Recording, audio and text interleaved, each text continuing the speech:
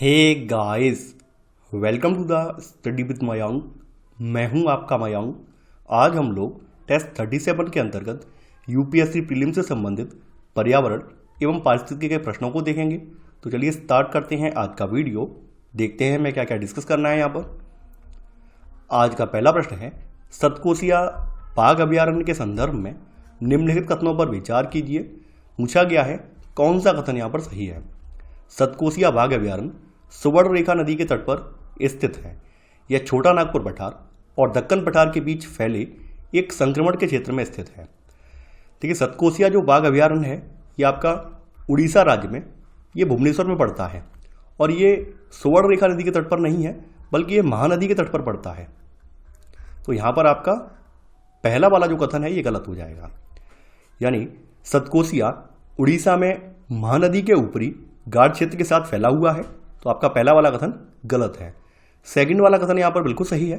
यह छोटा नागपुर पठार और दक्कन पठार के बीच फैले एक संक्रमण के क्षेत्र में स्थित है। देखिए, ये जो आपका सतकोसिया बाघ अभयारण्य है ये 2007 में बनाया गया है और यहाँ पर दो छोटे अभयारण्य थे, उनको मिलाकर ये अभयारण्य बनाया गया है, जिसमें एक था आपका सतकोसिया गार्ज अभयारण्य और दूसरा था वैसीपल्ली अभयारण्य। तो इन दोनों को मिलाकर 2007 में सतकोसिया बाघ अभयारण्य बनाया गया। तो यहां पर आपका केवल सेकंड वाला कथन सही है, तो आपका सही आंसर है यहां पर पहले का बी, केवल सेकंड। दूसरा प्रश्न है अब आपका, निम्नलिखित कथनों पर विचार कीजिए। पूछा गया है कौन सा कथन सही है। कोरल ट्रायंगल कैरिबियन सागर में स्थित है। सागरी जल की लवणता में कमी इस क्षेत्र के प्रवाल घनत्व को क्षति पहुंचाती है। देखिए, कोरल ट्रायंगल जो है यह पश्चिमी प्रशांत महासागर में स्थित एक समुद्री क्षेत्र है। इसमें Indonesia, Malaysia, Philippines, Papua New Guinea, Timor Leste और सोलोमन द्वीप समूह का समुद्री क्षेत्र इसमें शामिल है। तो यहाँ पर आपका पहला वाला कथन जो है ये जो है गलत हो जाएगा, क्योंकि ये कैरिबियन सागर में नहीं है बल्कि पश्चिमी प्रशांत महासागर में स्थित है। सेकंड वाला कथन यहाँ पर आपका, ये सेकंड वाला जो कथन है ये सही है। देखिए, यहाँ पर सागरी जल का जो तापमान है इसके बढ़ने से प्रवाल जो होते हैं वो विरंजित हो जाते हैं अथवा उनका जो चमकीलापन हो जाता है वो लुप्त हो जाता है और जल में लवणता की उपस्थिति के बिना ये जीवित नहीं रह पाते हैं। तो प्रवाल भित्ति के बिना पारिस्थितिक तंत्र जो होता है वो प्रभावित होता है। तो यहाँ पर आपका सेकंड वाला कथन सही है, तो आपका सही आंसर है सेकंड का बी, केवल सेकंड। तीसरा प्रश्न है अब आपका, ग्राउंड्सवेल रिपोर्ट के संदर्भ में निम्नलिखित कथनों पर विचार कीजिए। पूछा गया है कौन सा कथन सही है। विश्व बैंक द्वारा जारी ग्राउंड्सवेल रिपोर्ट जलवायु परिवर्तन की ओर इशारा करती है, जो लोगों को 2050 तक अपने देशों में स्थानांतरित करने के लिए मजबूर कर सकती है। पहली ग्राउंड्सवेल रिपोर्ट 2008 में उप सहारा अफ्रीका, दक्षिण एशिया और लैटिन अमेरिका पर केंद्रित थी। इस रिपोर्ट की सिफारिश में कम उत्सर्जन और समावेशी और लचीला विकास मार्ग शामिल है। संयुक्त राष्ट्र जलवायु परिवर्तन फ्रेमवर्क अभिसमय द्वारा कैनकन अनुकूलन फ्रेमवर्क 2010 जलवायु परिवर्तन की समस्या को दूर करने के वैश्विक प्रयासों में से एक है। देखिए, आपका पहला वाला कथन यहाँ पर बिल्कुल सही है। विश्व बैंक द्वारा जारी नवीनतम ग्राउंडवेल रिपोर्ट ने संकेत दिया है कि जलवायु परिवर्तन 2050 तक 6 विश्व क्षेत्रों में 216 मिलियन लोगों को अपने देशों में स्थानांतरित करने के लिए मजबूर कर सकता है। तो यहाँ पर आपका पहला वाला कथन बिल्कुल सही है। देखिए, पहली जो ग्राउंडवेल रिपोर्ट थी ये सन 2018 में प्रकाशित की गई थी और यहाँ पर इसमें तीन क्षेत्र यहाँ पर शामिल किए गए थे। एक उप सहारा अफ्रीका, दक्षिणी एशिया और लैटिन अमेरिका पर यह केंद्रित थी। तो यहाँ पर आपका सेकंड वाला कथन भी सही है। तीसरा वाला जो कथन है ये भी सही है। जो ये रिपोर्ट है इस रिपोर्ट की सिफारिश में कम उत्सर्जन और समावेशी और लचीला विकास मार्ग इसमें शामिल है। तो आपका तीसरा वाला भी कथन यहाँ पर सही है। देखिए, चौथा वाला कथन यह भी सही है। संयुक्त राष्ट्र जलवायु परिवर्तन फ्रेमवर्क अभिसमय द्वारा कैनकुन अनुकूलन फ्रेमवर्क जलवायु परिवर्तन की समस्या को दूर करने के वैश्विक प्रयासों में से एक है। तो यहाँ पर आपका चौथा वाला कथन भी सही है। यहाँ पर आपका 1, 2, 3, 4 यानी चारों ही कथन सही है। तो आपका सही आंसर है तीसरे का डी, यानी 1, 2, 3 और 4। चौथा प्रश्न है अब आपका, यूनेस्को के ग्लोबल जियो पार्क के संदर्भ में निम्नलिखित कथनों पर विचार कीजिए। पूछा गया है कौन सा कथन यहाँ पर सही है। पहला है, ये अंतर्राष्ट्रीय भूवैज्ञानिक महत्व के स्थल और परिदृश्य हैं जिन्हें संरक्षण, शिक्षा और सतत विकास की समग्र अवधारणा के साथ प्रबंधित किया जाता है। लोनार झील भारत में एकमात्र यूनेस्को ग्लोबल जियो पार्क है। देखिए, यूनेस्को ग्लोबल जियो पार्क्स एकल एकीकृत भौगोलिक क्षेत्र हैं जहां अंतर्राष्ट्रीय भूवैज्ञानिक महत्व के स्थलों और पारिदृश्यों की संरक्षण यानी पारिदृश्यों को संरक्षण, शिक्षा और सतत विकास की एक समग्र अवधारणा के साथ प्रबंधित किया जाता है। तो यहाँ पर आपका पहला वाला कथन बिल्कुल सही है। यहाँ पर आपका सेकंड वाला कथन जो है ये सही नहीं है। विश्व के 44 देशों में 161 यूनेस्को ग्लोबल जियो पार्क हैं और वर्तमान में भारत में कोई भी पार्क जियो पार्क नहीं है। तो वर्तमान प्रेजेंट में आपके भारत में कोई भी, जब मैं वीडियो रिकॉर्ड कर रहा हूँ तो यहाँ पर कोई भी पार्क जो है जियो पार्क नहीं है। तो यहाँ पर आपका केवल पहला वाला कथन सही है। तो आपका सही आंसर है चौथे का ए, केवल एक। पांचवा प्रश्न है आपका, निम्नलिखित कथनों पर विचार कीजिए। पूछा गया है कौन सा कथन सही है। कोलीफॉर्म बैक्टीरिया जल प्रदूषण के एक संकेतक के रूप में कार्य करते हैं। बायोलॉजिकल ऑक्सीजन डिमांड पानी में रहने वाले सूक्ष्मजीवों द्वारा जैविक प्रक्रिया में उपयोग में लाई जाने वाली घुलित ऑक्सीजन की मात्रा है। देखिए, आपने एनवायरमेंट इकोलॉजी में दो टर्म पढ़े होंगे, एक तो बीओडी होता है और दूसरा टर्म जो होता है सीओडी होता है। बीओडी का मतलब होता है बायोलॉजिकल ऑक्सीजन डिमांड, और ये बीओडी है ये पानी में रहने वाले सूक्ष्म जीवों द्वारा जैविक प्रक्रिया में उपयोग में लाई जाने वाली घुलित ऑक्सीजन की मात्रा होती है। जितना अधिक कार्बनिक प्रदूषित पदार्थ होगा उतनी ही अधिक बीओडी की मात्रा पाई जाएगी, और अधिक बीओडी से बड़े जीवों जैसे कि मछलियों के लिए पानी में जो उपलब्ध ऑक्सीजन की मात्रा है वो कम हो जाएगी। तो यहाँ पर आपका सेकंड वाला जो कथन है ये बिल्कुल सही है। सीओडी की बात कर लेते हैं। सीओडी का मतलब होता है केमिकल ऑक्सीजन डिमांड। तो सीओडी यह आकलन करने का तरीका है कि बैक्टीरिया कार्रवाई के परिणाम स्वरूप पानी प्राप्त करने वाले जल निकाय से कितना ऑक्सीजन समाप्त हो जाएगा। तो इससे ये सीओडी से पता चलता है। अब देखिए, कोलीफॉर्म की बात कर लेते हैं। तो आपका पहला वाला कथन बिल्कुल सही है। कोलीफॉर्म बैक्टीरिया जल प्रदूषण के एक संकेतक के रूप में कार्य करते हैं। तो यहाँ पर आपका पहला वाला कथन ये भी सही है। यहाँ पर आपका एक और दो दोनों ही कथन सही हैं। तो आपका सही आंसर है यहाँ पर पांचवें का सी, यानी एक और दो दोनों। छठवां प्रश्न है आपका, पीला रतुआ यानी येलो रस्ट रोग गेहूं की पत्तियों और पड़ छद्दों पर पाउडर या धूल की पीली धारियों के रूप में प्रकट होता है। निम्नलिखित में से कौन सी पर्यावरणीय स्थितियां फसलों को इस रोग से संक्रमित करने के लिए अनुकूल परिस्थितियां प्रदान कर सकती हैं। वर्षा, ओस, कुहासेदार मौसम, अत्यधिक ताप की स्थितियां। भारत में पीला रतुआ रोग उत्तरी पहाड़ी क्षेत्र और उत्तर पश्चिमी मैदान क्षेत्र का एक प्रमुख पादप रोग है जो सर्दी के मौसम में, ध्यान देना ये गर्मी के मौसम में नहीं होता है बल्कि ये सर्दी के मौसम के आरंभ में हवा अनुकूलन होने की स्थिति में आसानी से फैलता है। वर्षा, ओस, कुहासेदार जो कोहरा है यानी कुहासेदार मौसम है, ये इसके फैलने के लिए मदद करते हैं। तो यहाँ पर अत्यधिक ताप की स्थिति में नहीं फैलता है क्योंकि सर्दी के मौसम में फैलता है। तो यहाँ पर चौथा वाला इसमें शामिल नहीं होगा। तो यहाँ पर आपका 1, 2 और 3 कथन सही है। तो आपका सही आंसर है छठवें का ए, केवल 1, 2 और 3। सातवां प्रश्न है आपका, बायोम के बारे में निम्नलिखित कथनों पर विचार कीजिए। पूछा गया है कौन सा कथन सही है। टैगा बायोम वृक्ष रहित होता है एवं यहाँ की वनस्पतियों में लाइकेन व काई पाई जाती है। सीमित वर्षा एवं वनाग्नि घास स्थलों के संरक्षण को बाधित करते हैं। देखिए, आपका पहला वाला कथन सही नहीं है। टैगा नहीं बल्कि जो टुंड्रा बायोम होता है, तो टुंड्रा बायोम जो है ये वृक्ष रहित होता है। वृक्ष रहित रहने का रीजन ये है क्योंकि यहाँ की भूमि वर्ष भर हिमाच्छादित रहती है, इसलिए यहाँ की भूमि पर वृक्ष नहीं पाए जाते हैं और वनस्पतियों के नाम पर लाइकेन और काई ही यहाँ पर पाई जाती है। वहीं टैगा की बात कर लेते हैं तो यहाँ पाई जाने वाली अधिकांश वनस्पति शंकुधारी और सदाबहार होती है, जिसमें अधिकतर स्प्रूस, चीड़ और देवदार के वृक्ष शामिल होते हैं। सेकंड वाला कथन आपका ये भी सही नहीं है। घास भूमि बायोम में घास के बड़े खुले क्षेत्र होते हैं, वृक्ष मौजूद हो सकते हैं लेकिन ये काफ़ी कम होते हैं। कम वर्षा, वनाग्नि और जानवरों की चराई ये 3 प्रमुख कारक हैं जो घास स्थलों को संरक्षित करते हैं। यानी ये संरक्षण को बाधित नहीं करते हैं बल्कि ये संरक्षण को बढ़ाते हैं, घास भूमि को पनपने में मदद करते हैं। तो यहाँ पर आपका सेकंड वाला कथन भी यहाँ पर गलत हो जाएगा। यहाँ पर आपका 1 और 2 दोनों ही गलत हैं। तो आंसर है आपका डी, ना तो एक सही है और ना ही दूसरा।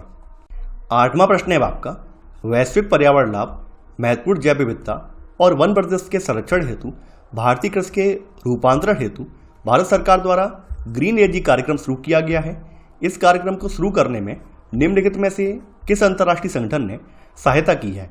हरित जलवायु कोष, वैश्विक पर्यावरण सुविधा, संयुक्त राष्ट्र पर्यावरण कार्यक्रम, जलवायु परिवर्तन पर अंतर सरकारी पैनल।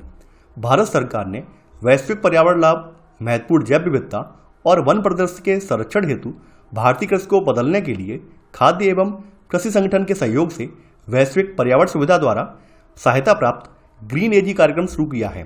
तो यहाँ पर आपका सही आंसर है 8 में का बी वाला। 9वां प्रश्न है आपका, हिमालयी राज्यों के लिए विकसित जलवायु सुविधता मानचित्र के संदर्भ में निम्नलिखित कथनों पर विचार कीजिए। पूछा गया है कौन सा कथन सही है।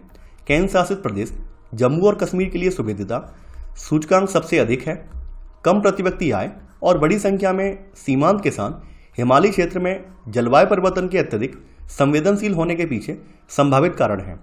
भारतीय वैज्ञानिकों ने हिमालय क्षेत्र में सभी राज्यों जिसमें असम, मणिपुर, मेघालय, मिजोरम, नागालैंड, त्रिपुरा, अरुणाचल प्रदेश, सिक्किम, हिमाचल प्रदेश, उत्तराखंड, जम्मू और कश्मीर और पश्चिम बंगाल के पहाड़ी जो जिले हैं, इसमें जलवायु परिवर्तन सुविधता के आकलन के लिए एक सामान्य रूपरेखा विकसित की है। तो इसके अनुसार यहाँ पर आप देखेंगे नवीनतम मूल्यांकन से पता चलता है कि सुविधता सूचकांक में असम जो है, असम का सबसे ज़्यादा है। असम का निकल कर आता है 0.72। वहीं इसके बाद नंबर जो आता है मिजोरम का आता है। मिजोरम का जो आता है वो 0.71 है। और वहीं बात करें जम्मू एंड कश्मीर की, तो जम्मू एंड कश्मीर का जो है 0.62 है, यानी ये 0.62 है, यानी कम है। ये सबसे अधिक किसका है? सबसे अधिक आसाम का है, ना कि जम्मू और कश्मीर का। तो पहला वाला कथन यहाँ पर गलत हो जाएगा।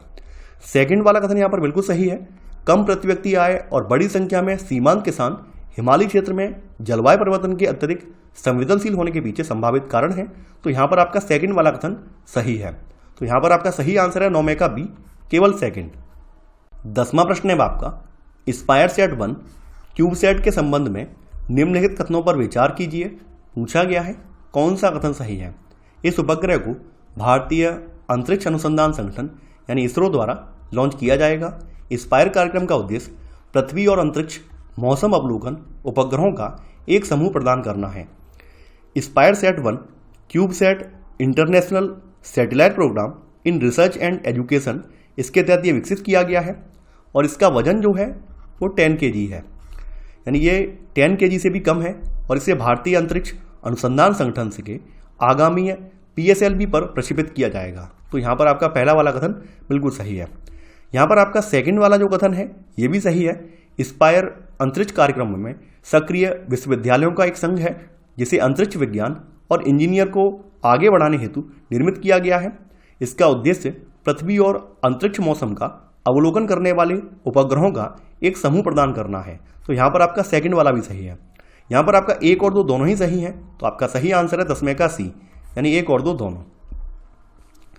11वां प्रश्न है आपका, the future of earth 2020 report के संदर्भ में निम्नलिखित कथनों पर विचार कीजिए। पूछा गया है कौन सा कथन यहाँ पर सही है, ये आपको बताना है।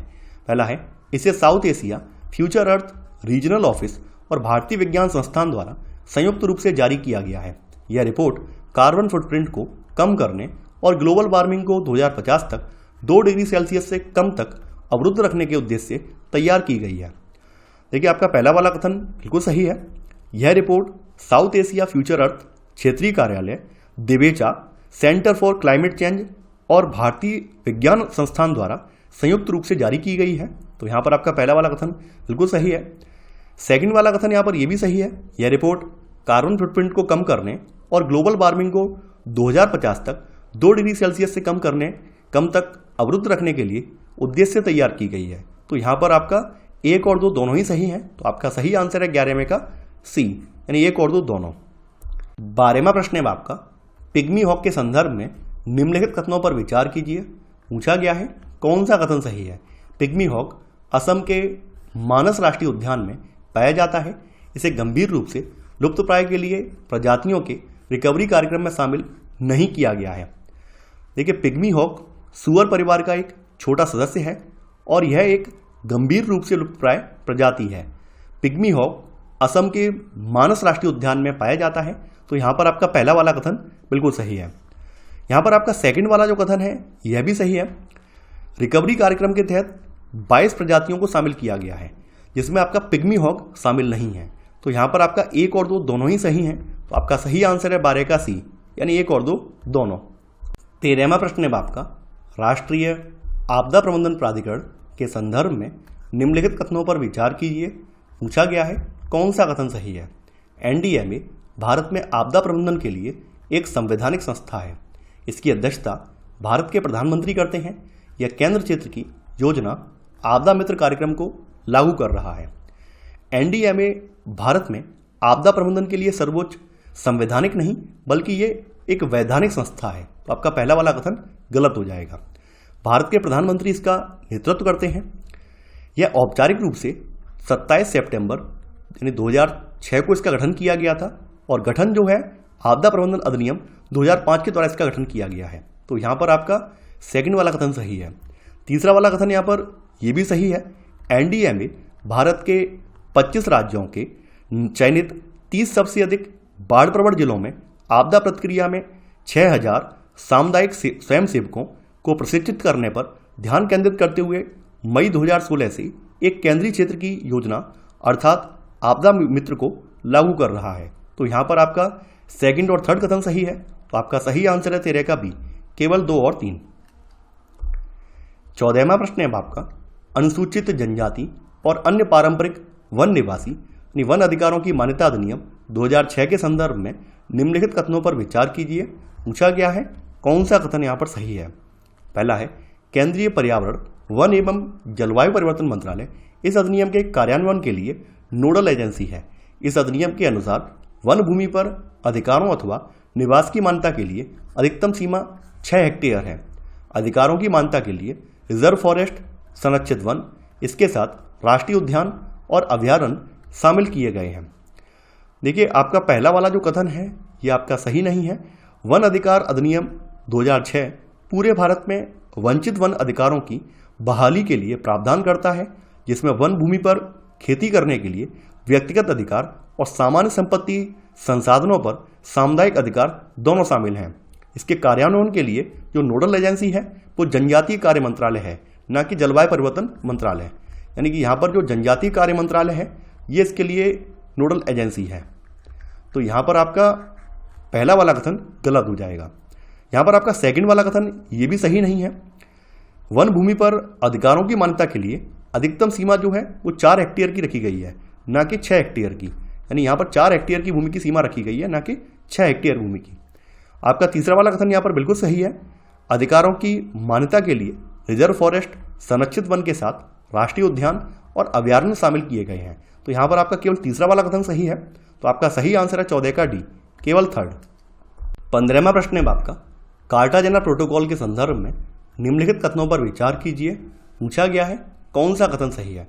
यह जैव विविधता पर संयुक्त राष्ट्र अभिसमय का एक पूरक समझौता है।